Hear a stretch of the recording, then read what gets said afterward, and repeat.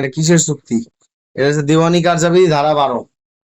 ইহাকে বলা হয় বার টু ফার্দার সুট। দেখেন, ইহাকে বলা হয় বার টু ফার্দার সুট, অর্থাৎ পরবর্তী মামলা দায়েরে বাধা। এখানে একটাই কারণ, যে কোনো মোকদ্দমা ত্রুটির কারণে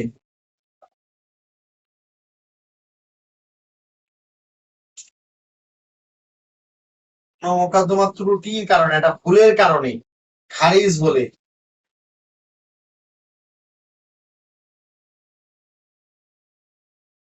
ওই ত্রুটি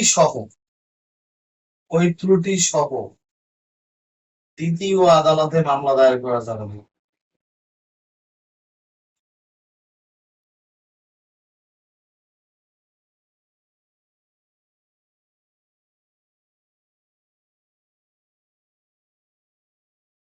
অর্থাৎ প্রথম আদালত বললো যে ভাই আপনার স্টাম্প ফিটা আপনি দেন নাই, কোর্ট ফি দেন নাই, এই জন্য মামলা খারিজ করছে। আপনি কি করছেন? ওই কোর্ট ফি আর সংশোধন না করে ওই একই ভুল নিয়ে দ্বিতীয় আদালতে মামলা দায়ের করছেন। এটা ওই যে কিছু ফ্রি বাঙালি আছে, এই ফ্রি বাঙালি গো স্বভাব, যে সমস্যা নাই, এখানে তো কাটা গেছে, আরেক আদালত হয়তো বা আমার এটা মঞ্জুর করতেও পারে। কথা বুঝেন নাই? মানে ও আর ভুল সংশোধনে রাজি না। প্রথম আদালত বলছে যে আপনি কোর্ট ফি কেন দেন নাই, আপনি কেন কোর্ট ফি দেন না, আপনি তো আদালতকে কোর্ট ফি দেন নাই, আপনি আদালতকে তো কোর্ট ফি দেন নাই, আপনি কই, আপনি তো কোর্ট ফি এখনো আদালতকে দেন নাই। এই কারণে আদালত মামলা খারিজ করে দেয়। তুমি কোর্ট ফি দিলে না দিলে আদালত কি সুমা দেবে? আদালত দিয়েছে মামলা খারিজ করে। ওই বেটা করছে কি, ও কোর্ট ফি আর দেবে না, ও একটা ঘাড়ুরা ও করছে কি, দ্বিতীয় আরেকটা আদালতে গিয়ে ওই একই ভুল নিয়ে আবার মামলা দায়ের করছে। এই সিস্টেমটা চলবে না, এটা চলবে না। এটা যদি করতে যায় তখনই ধারা 12তে আটকাইয়া যাবে, বার টু ফার্দার সুট। তখন দ্বিতীয় আদালত বলবে প্রথম আদালত যেহেতু তোমাকে খারিজ করছে, বাবা তুমি প্রথম আদালতের কাছেই যাও, তোমার ভুল সংশোধন করে তুমি দ্বিতীয় আমার কাছে আর আইসো না। কথা কি বুঝছেন নাকি বোঝেন নাই? প্রথম আদালত একটা ভুলের কারণে আরে বাইর করে দিয়েছে ঘাড় ধাক্কা দিয়া, ও করছে কি ওই ভুল নিয়ে আবার দ্বিতীয় অন্য একটা আদালতে গেছে। কথা কি বুঝছেন নাকি বোঝেন নাই?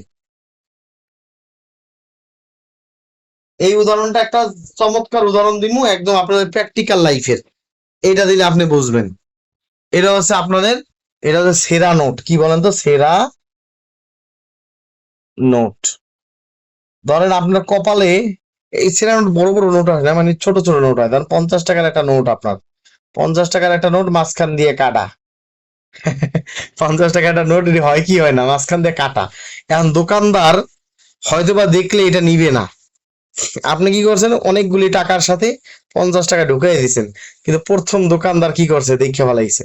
প্রথম দোকানদার এই টাকাটা দেখে ফেলেছে, কয়ে দিয়েছে ভাই এই টাকাটা ছেড়ে, এটা হবে না, দিছে আপনার বাড়ি কইরা। প্রথম দোকানদার রিজেক্ট করে। আপনি করছেন যে আপনি তো চরম ঘাটতেরা। ও করছে কি, আপনি করছেন কি, এই টাকাটা নিয়ে আরেকটা দোকানে গেছেন, ভাই দুটা চিপস দেন তো। কি কিসের আশায় যে হয়তোবা তিনি ভুলে এই টাকাটা নিয়ে ফেলবে। এই যে এই জিনিসটা যে করলেন, এটাকে বলা হয় বার টু ফার্দার সুট। সবাই বুঝছেন না বুঝেন নাই? অনেক সময় এটা কিন্তু কাজে লাগে। দ্বিতীয় দোকানদারের চোখে পড়ছে, সেও আপনার বাড়ি করে দিছে, আপনি এবার তৃতীয় আর একটা দোকানে গেছেন, ও বেটা ভুলে খেয়াল করেন সেরা টাকাটা নিয়ে ফেলাইছে। পরে বুঝবো না যে টাকাটা নেওয়ার মজাটা কি। ঠিক আছে, বুঝছেন কিনা বলেন? ইয়েস নো বলেন, বুঝছেন? এটা হচ্ছে বার টু ফার্দার সুট, অর্থাৎ আপনি ওই সেরা নোট আর শুধরাইতে রাজি না, ওইটার আপনি দিয়ে ছাড়বেন। কথা বুঝছেন নাকি বুঝেন নাই? হ্যালো, আমরা শুনতে পাইছেন?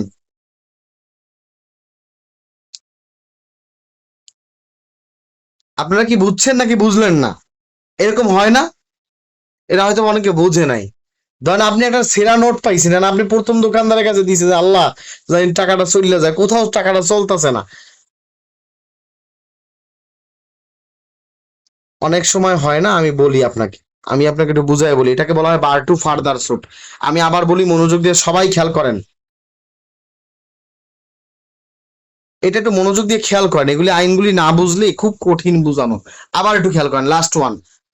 অনেক সময় হয় না যে 10 টাকার একটা সেরা নোট কপালে পড়ছে, 10 টাকার একটা সেরা নোট, এর মাঝখান দিয়ে সেরা, মাঝখান দিয়ে ফাটা পড়ে, কি পড়ে না 10 টাকার নোট। এই বড় বড় নোটে হয় না, ছোট ছোট নোটে হয়। 10 টাকার নোট, 10 টাকার নোট কিন্তু সেরা। And আপনি করছেন কি, এই সেরা নোটটা নিয়ে এটা কিন্তু ত্রুটি, এই টাকায় কিন্তু ত্রুটি আছে, দোষ আছে। কি দোষ? টাকাটা ছেঁড়া। এই ত্রুটি, এই ছেঁড়া টাকা নিয়ে প্রথম দোকানদারের কাছে গেছেন, ওই দোকানদার চালাক, এই কইছে না ভাই এই ছেঁড়া নোট চলবে না, দেশে আপনার বাইর কইরা। আপনি কি করছেন? ওই ছেঁড়া নোট নিয়ে আরেকটা দোকানদারের কাছে গেছেন, যে ভাই কটা চকলেট দেন তো, দিয়ে এই 10 টাকা দিতে গেছেন। এই যে ওই একই ত্রুটি নিয়ে দ্বিতীয়বার যেমন যদি যান, তাহলে এটা বার টু ফার্দার শুট হবে মামলার ক্ষেত্রে। এইরকম একটা ছেঁড়া নোট নিয়ে কয়েক দোকানে গেছেন, যে যদি এইটা চলে যায় টাকাটা চালানোর চেষ্টা করছেন, করছেন কি করেন নাই?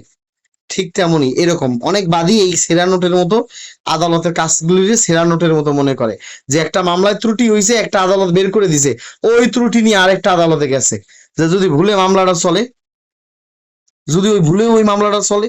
কিন্তু দোকানদার আর আদালত তো এক জিনিস না। ও তো ওই দোকানদারের ওই 10 টাকা দিয়ে ভাবছে যে আদালতেরও মনে হয় এই বুদ্ধিতে মনে হয় বোকা বানান যাইব। কিন্তু আদালত তো কত চালাক, 12 ধারা বানায় রাখছে, যে বাবা তোমার প্রথম দোষের কারণে আমি তোমার মামলাটা বাদ দিয়ে দিছি, তুমি ওই দোষ নিয়ে দ্বিতীয় আদালতে আর যাইতে পারবা না, গেলে বার টু ফার্দার শুরু হবে, সাথে সাথে মামলা খারিজ হয়ে যাবে। প্রথম আদালতে আবার পাঠাই দিব গিরি ধাক্কা দিয়া, যে যাও, যে আদালত মামলার দোষের কারণে মামলা খারিজ করছে, ওই আদালতের কাছে ত্রুটি ঠিক করে আসো। এই দেখছেন বিপদে পড়ছে, 500 টাকা নোট নিয়ে কোথাও চলে না।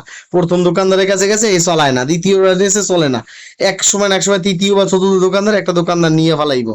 ঠিক আছে, এটা নিয়ে ফেলার বুদ্ধি হচ্ছে অনেকগুলো নোটের সাথে মাঝখানে একটা ঢুকাই দাও, তাহলে আর এত খেয়াল করবে না, ধরে ক্যাশে রেখে দেবে, আপনিও সম্পদ দিয়ে বাইসে যাইবেন। তো বলেন আলহামদুলিল্লাহ। আচ্ছা, সবাই আশা করি বুঝতে পেরেছেন ইনশাল্লাহ। সবাই বার টু ফার্দার শুরু করছেন, হ্যাঁ। হ্যাঁ, ভেরি গুড, পরে চালাই দিছেন। আচ্ছা রেডি, এই চালাই তো দিছেন, কিন্তু আদালত আর এরকম চালাইতে পারবেন না। আদালতের ত্রুটির কারণে মামলা খারিজ হলে দ্বিতীয় আদালতে আর চলবে না। আশা করি সকলে বুঝেছেন, বলেন আলহামদুলিল্লাহ।